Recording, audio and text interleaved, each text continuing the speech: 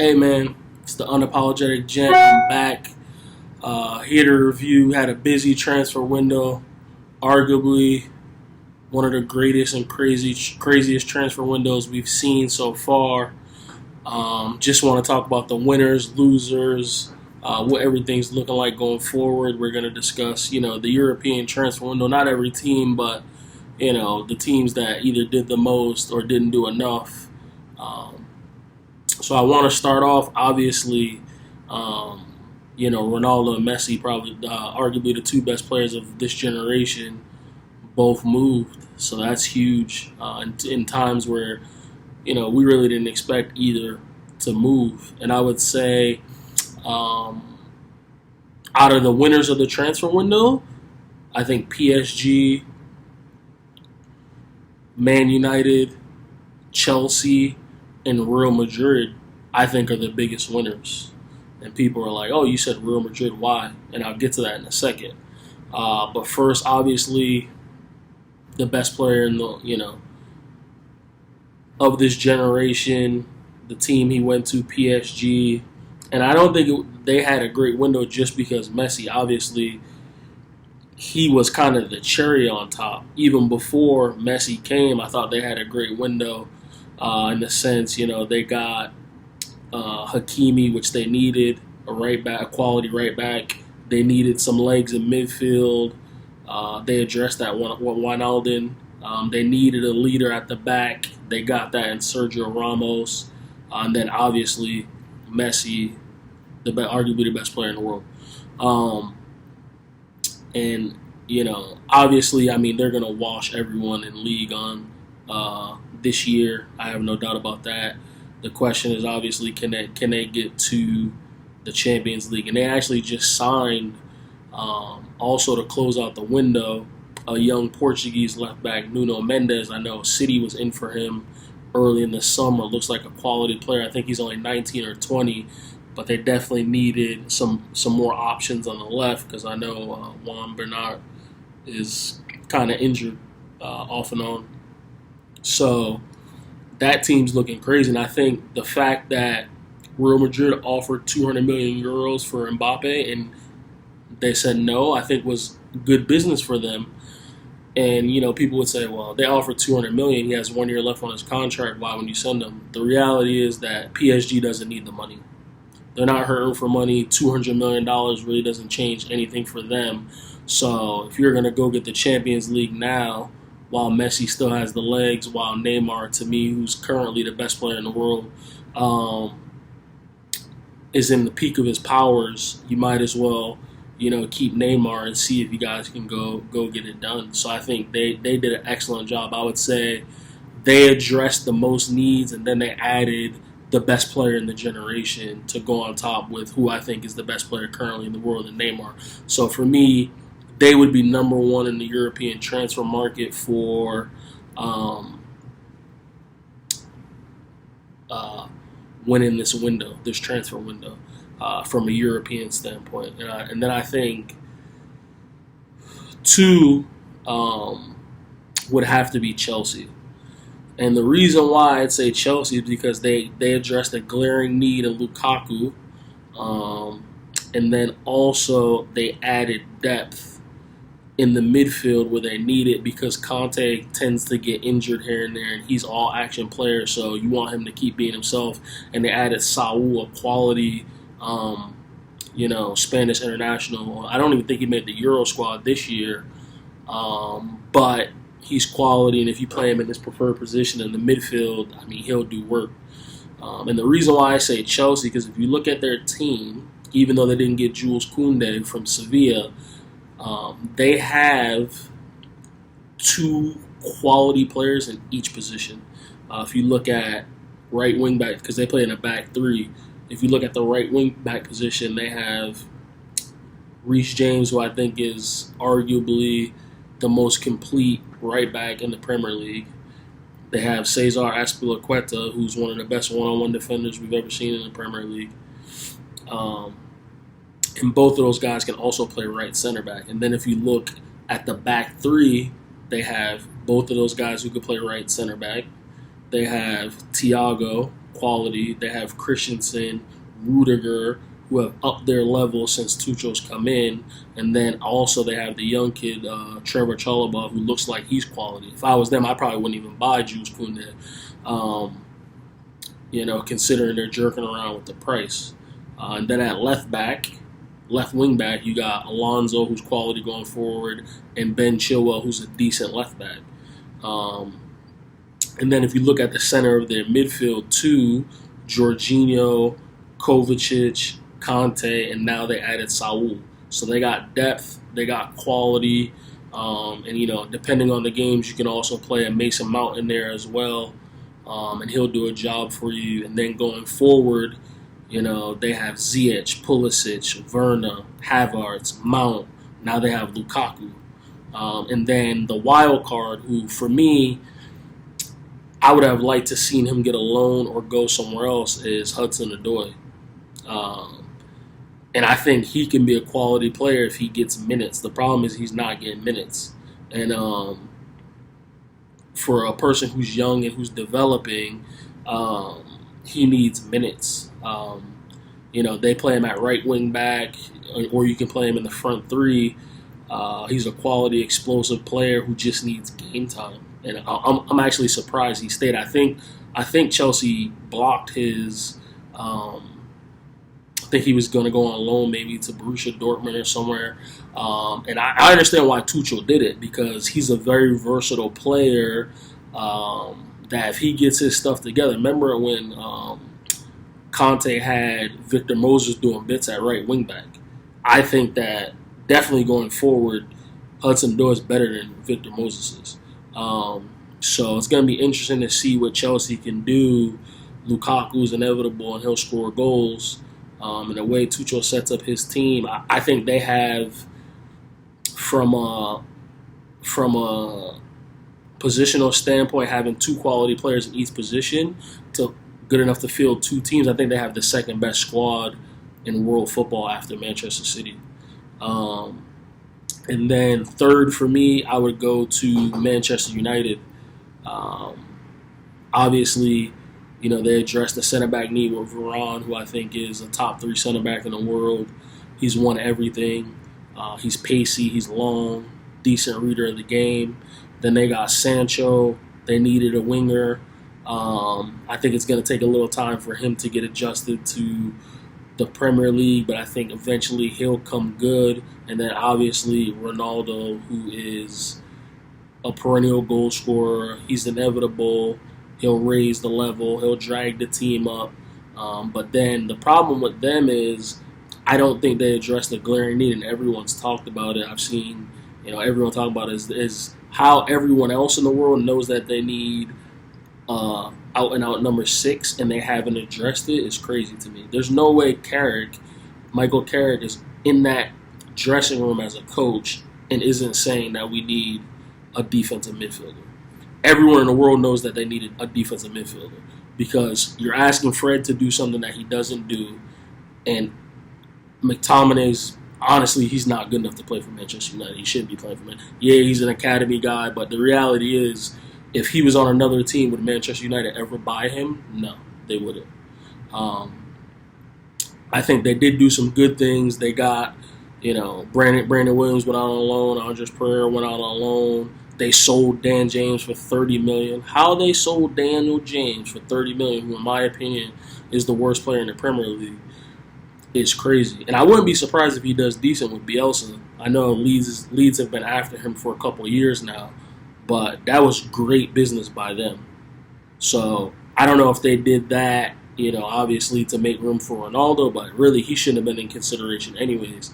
And then I heard Martial turned down a loan move to go to Lyon, and if I was him, which I should, Lyon is beneath his skill level at this point in his career. So I think Manchester United definitely came in third in the transfer market. They addressed some needs. They raised their quality of their talent overall better. I don't have hope for them because, you could have, Ole Gunnar Solskjaer he's a store manager. He's not a football manager. Let's be honest. So I don't expect them to win anything, and if they do, I'll be pleasantly shocked, honestly. And then my fourth team that I think won, despite almost getting in their own way, is I think Real Madrid. And I know people are going to say they won, they didn't do much. I'll tell you why they won. They're setting up a team for the future. They didn't win now, but next year when you look at that squad, right, they're going to have one of the best squads in the world. And the reason why is if you look at their squad, they just signed Camavinga, who's a young stud French midfielder, and that was a great signing. But before him, in this window, they haven't signed anyone since 2019. So they've had money burning a hole in their pocket. They're not in the same situation that Barcelona's in. I know people think that they don't have money because they wanted the Super League. But, Real Madrid has money. They want the Super League because it makes the most sense for any big club. But when you look at their team, they have two young, up-and-coming, rising Brazilian stars in Vinicius and Rodrigo. They have Valverde in the midfield, who's a rock star. Excellent midfielder, great work ethic, good on the ball, out of Uruguay. And then they just signed Camavinga. So you're probably looking at those two guys in the long term to replace Cruz and Modric, whose both of their legs have gone. We've seen when they came up against Chelsea in the Champions League semifinal, they didn't have the legs. You got a young left back in Mendy. You got a young center back in Militao. So when you look at their squad, in the spine, they're still, they have veterans. They got Courtois in goal. They have Alaba as he could play all over. He's one of the most versatile players in the world. Play center back, left back, center mid. Casemiro, still, in my opinion, the best DM in the world. And then you have Karim Benzema up top, right? So basically what that does, and you look at their other pieces, probably Isco will probably go in January next year. Bale's going to be out of contract. Anything you get from Hazard at this point is just extra. You're not really expecting him to stay fit.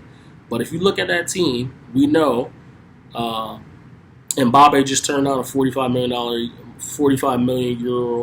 a year contract with PSG. So we know he's definitely going to Real Madrid next year.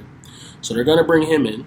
They're going to be in the Paul Pogba sweepstakes. Apart from Pogba winning the Champions League or Premier League and Ronaldo convincing him to stay, he's probably going to go to Real Madrid. So those are free transfers that they're not spending any money on. And then they'll also probably be in the Holland sweepstakes.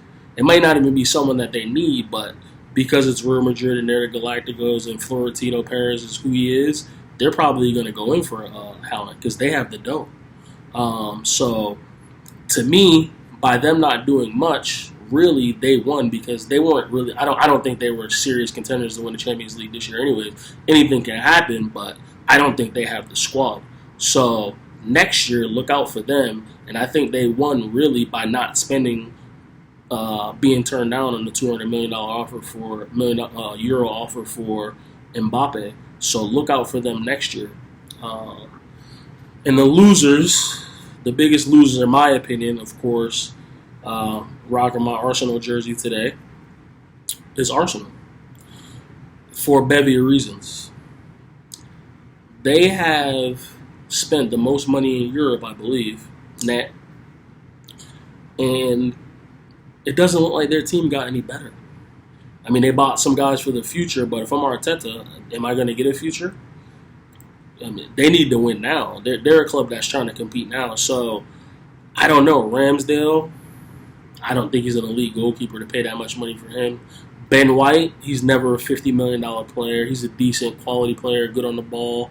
But I do like what Tavares and Lukaku look like. Odegaard could have done with him or without him. Doesn't really do much, doesn't move the needle. But the main reason why I say they lost is they didn't get rid of most of their dead players. They got rid of Hector Bellerin, but he wanted to go anyways. But you still got Nketiah on the books. You still got Lacazette on the books. You don't even look like you're using Aubameyang right. You still have him on the books. You gave Xhaka a new deal. El Neni's still there. So, like, for me, Kolasinac started the last game against Manchester City. You got Rob Holding, Chambers, Pablo Mari. None of those guys are Arsenal quality. None of them. You got Cedric there still. You're not playing. You're barely playing him. So for me, They lost one because they didn't buy they pretty much didn't buy any proven players, and then even if they were going to go with the youth movement, they didn't get rid of the dead players that they had already. So for me, that was a big loss for them. I would put them at the top of the they lost category in the transfer market, and then for me, number 2 would be Liverpool. I don't know what these people are doing. And I'm from Boston. The guy, John Henry, he's a great owner for the Red Sox. But I don't know what FSG are doing with Liverpool. I don't know what they're doing. First of all, I get it. They panicked and bought a center back. He's a decent player. Maybe a great player in the future. We don't know. But they panicked and bought a center back because all their center backs got hurt last year. The chances of that happening again was slim to none. So you got... First of all, you paid $40 million for a guy who's going to be your 4th choice center back. And then you just signed Nat Phillips to a big deal. So he's behind Van Dijk, Matip, and Gomez. So you bought him. Okay? You got no backup right back. Yeah, Nico Williams is not going to play for Liverpool. You could play Gomez there on the right, but is he a right back? Is he going to attack the way that Jurgen Klopp wants to? No. Left back they got the year before, Shimikas, looks decent. Okay? In the midfield, you got Harvey Elliott, young kid, looks decent. But up front, Mane doesn't look like the player he was last time Liverpool won a trophy. Salah's going to score goals, he's inevitable, but let's be honest, he's not going to score every game, so you're relying on him.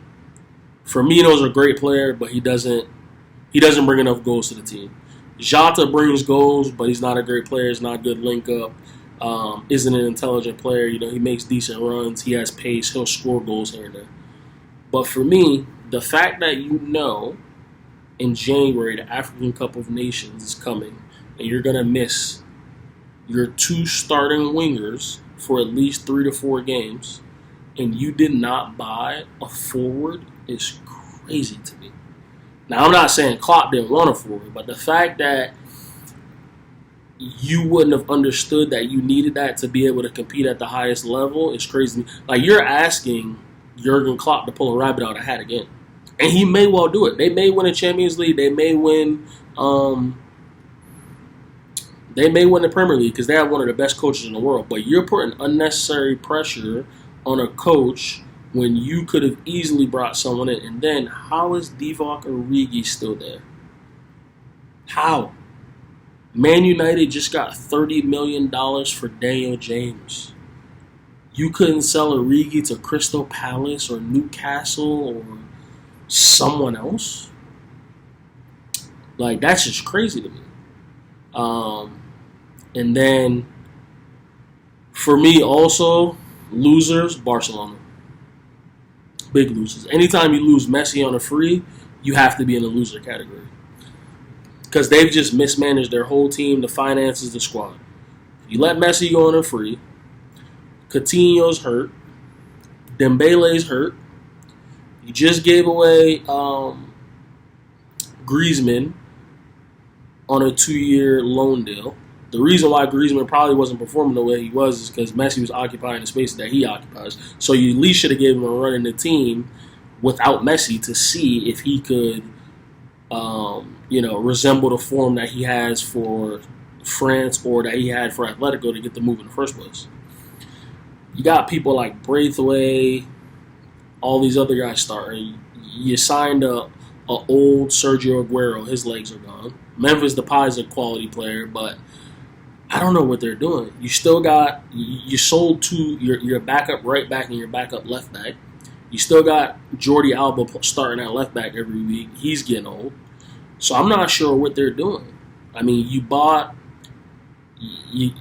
you're looking to start Manchester City's 4th or 5th choice center back in Eric Garcia. I don't know what they're doing. If they win La Liga this year, that'll be one of the best coaching jobs ever by Ronald Koeman, I'm not going to lie.